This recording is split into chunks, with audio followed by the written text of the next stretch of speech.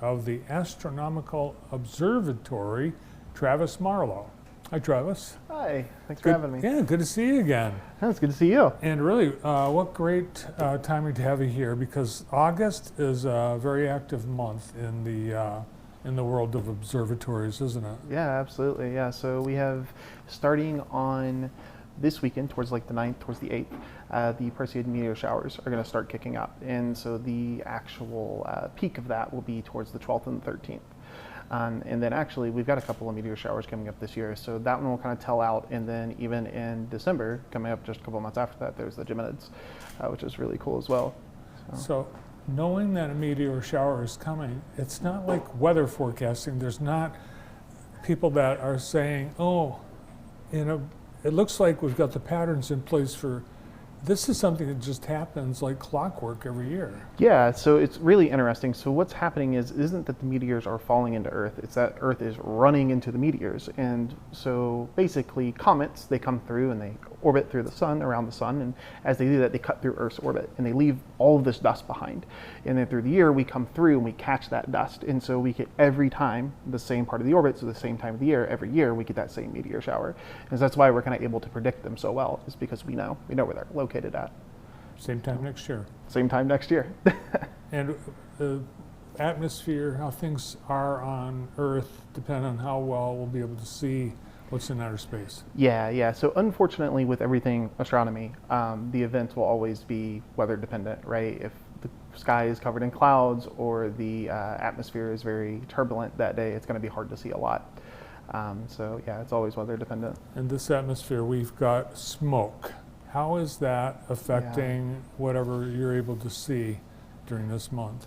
Yeah, so for the meteor showers, it won't be as impactful. Just because the meteors themselves are so bright. The biggest problem with meteors would be really cloud coverage.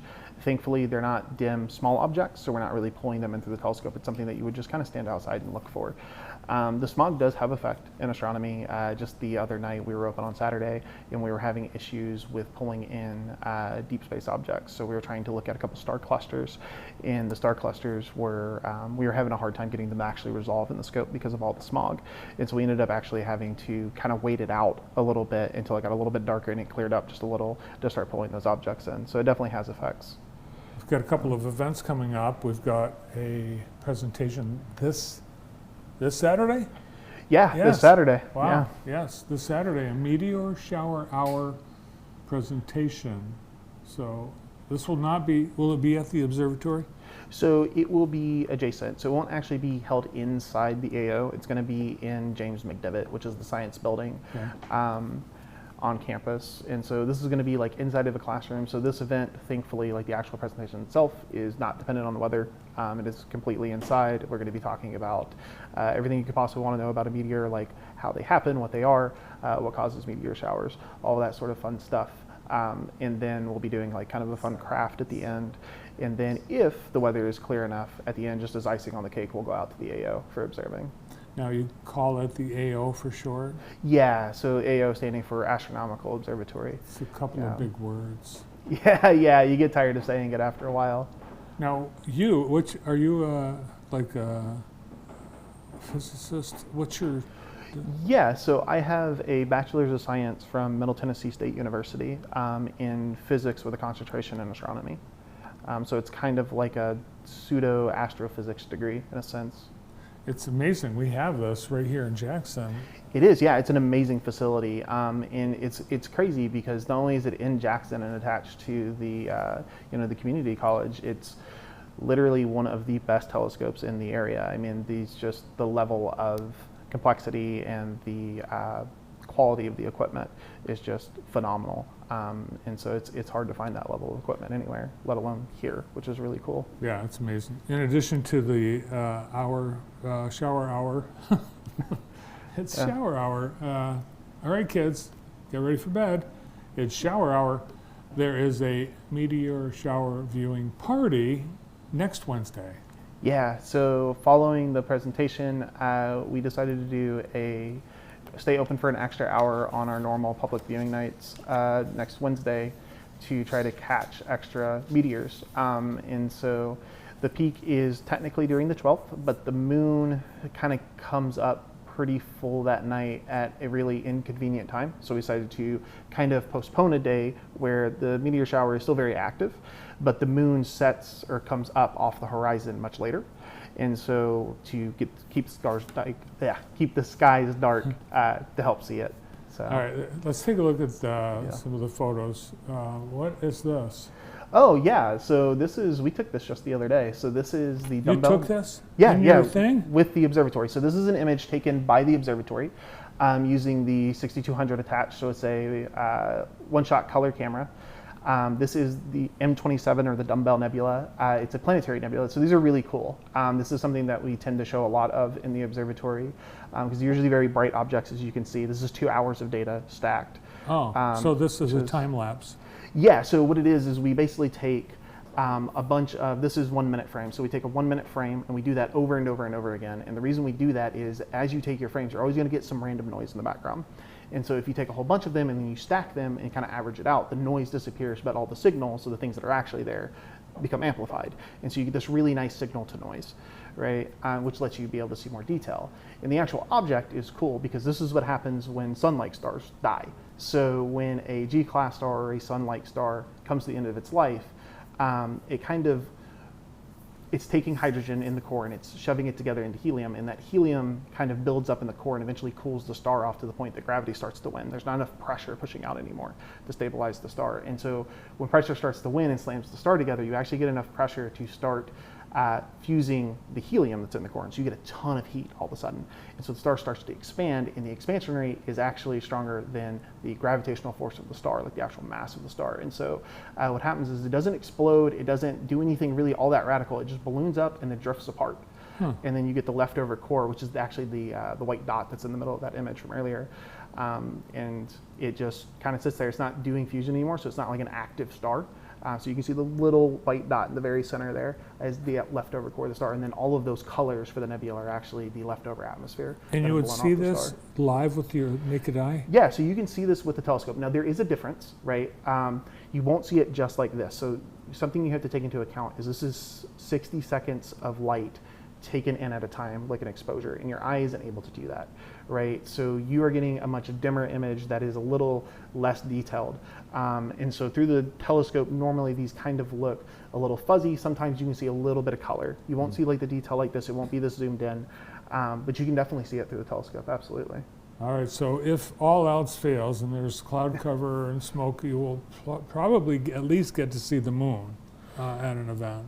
Yeah, so I mean, assuming that there's a lot of cloud coverage, you can definitely see the moon pretty well as long as it's not behind the clouds. The clouds can block out the moon if they're really thick, obviously, and if the weather is just super bad, we would have to call off an event.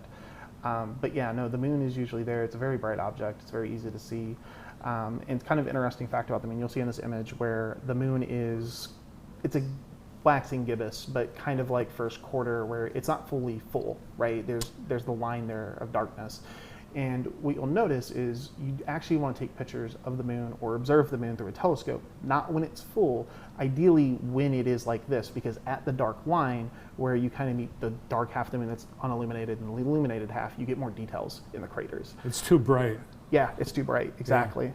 Now, it's kind of I noticed the moon last night was like half. Was it last night? When did I see it? Maybe a couple nights ago. It seemed like it was half. I'd say we're heading towards full now. We should be fairly close. I think Saturday we were just past first quarter, so just past half, heading towards full, which puts us pretty close. In a couple days, should be full. The nice thing about where you're located, there's no light pollution. You don't have any big cities or anything that's kicking up all that light. Yeah, thankfully. So northbound is a little bright because Jackson obviously is northbound of us. And so there's a touch of sky glow like towards the horizon. The cool thing though is on campus, security actually cuts the lights out on that half of campus for us. So when we're observing, we can actually kill a lot of the light pollution by turning off those lights, which is super nice. I was there when that happened once, and it's amazing. It's like, wow, it really is dark, but that's what you need. It's amazing that if you've not been to the observatory, you need to see this. It's unbelievable. Now, you have a lot of students that are interested in astronomy now, and luckily they have this awesome tool. You have a club? Yeah, so we have an astronomy club for students to join. And the astronomy club is more about like kind of getting to express and enjoy and share a passion for astronomy. And then we also, on top of the club, we actually have, and the club is really cool because not only can students join, but the community can join as well. So anyone is welcome to join the astronomy club. So if you are interested in astronomy and you want to start learning more, you're welcome to join the club and come hang out with us. And that's really cool. It's a really cool opportunity. And then for the students particularly, we also have labs for the observatory that students can get involved in. So start getting involved in actually like recording data and doing research. So. I like your shirt. You've got oh, thank you. Yeah. solar system and yeah, it's got aliens and UFOs and planets and yeah, I try to wear fun shirts. I think it's it's nice. It seems like astronomy is going through a resurgence in popularity and interest right now. Yeah, no, it's a good time to be a fan of space. There's James Webb. That's been up since 2021 Christmas Day, and that's just amazing. It's done so much for the observatory as a whole, and just for like astronomy. Just so much data, so much really cool, interesting things that we're finding constantly now with that new instrumentation. And then on top of that, we have the resurgence in solar system exploration, right? So we have like the Artemis missions coming up, and so we're trying to put people back on the moon, but not only like put people on the moon, but build bases on the moon and put an observatory up there, right? Like put a telescope on the moon, which would be really, really cool. And so yeah, we're heading towards an area where we're learning a lot very fast. So I heard yesterday that NASA's thinking about putting a nuclear reactor on the moon. Really? For power. That would be cool. Yeah, no, that makes sense. So it's not the first time we've ever done it. Some of the rovers actually have nuclear batteries as well. And it makes sense, right? Like you've got something where no one's really near it and it's not going to hurt them. So it can be as radioactive as it wants to be, right? Especially like on the moon where everything's getting beat by the sun anyways. So it works out. All right, well, let's take a look. 2 events plus more. You've got all the time there's things. Just check the jccmi.edu website for their calendar for all the things happening at the Astronomical Observatory. But in the meantime, make plans to go to the viewing party next Wednesday. It's late. Will there be pizza? No pizza, unfortunately. All right, well, bring your own pizza. But and then this Saturday at 8 in the McDevitt Hall, room 151. Yep. And it's all free. It's all free. Awesome. Absolutely. Well, thanks for guiding us through these cool things that are available with the Astronomical Observatory. Of course. Thank you for having me. Yeah, good to see you. Thanks, Travis. Good to see you. Yes, Travis Marlowe, Astronomical Observatory Coordinator, the AO, on the campus of Jackson College.